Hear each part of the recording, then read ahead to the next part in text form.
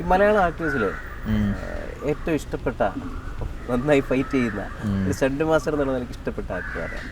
അല്ല, അങ്ങനെ പറയാൻ പറ്റും. നമുക്ക് എല്ലാവരും വേണ്ടുന്നില്ലേ? എല്ലാവരും ചെയ്യും. നമ്മൾ ആരും കുറേ പറയാൻ പറ്റില്ല. എല്ലാ ആർട്ടിസ്റ്റും അത് ചെയ്യുന്നവരാണ്. നമുക്ക് നമ്മൾ എന്ത് പറഞ്ഞ് കാണിച്ചു കൊടുത്താലും ചെയ്യും. അത് നമുക്ക് എന്തായാലും ഒരു പടത്തിൻ്റെ കഥക്കത് ഓക്കെ ആയിട്ട് വന്നാൽ ആ ഫൈറ്റ് നിൽക്കും, അല്ലെങ്കിൽ സെപ്പറേറ്റ് ഒഴിച്ചൊന്നും നിൽക്കില്ല. അങ്ങനെ ഓരോരോ പടത്തിൻ്റെ ഓരോ സംഭവം ഉണ്ടല്ലോ. നമുക്ക് വെറുതെ ഫൈറ്റ് എടുത്തു പോകുന്നില്ല.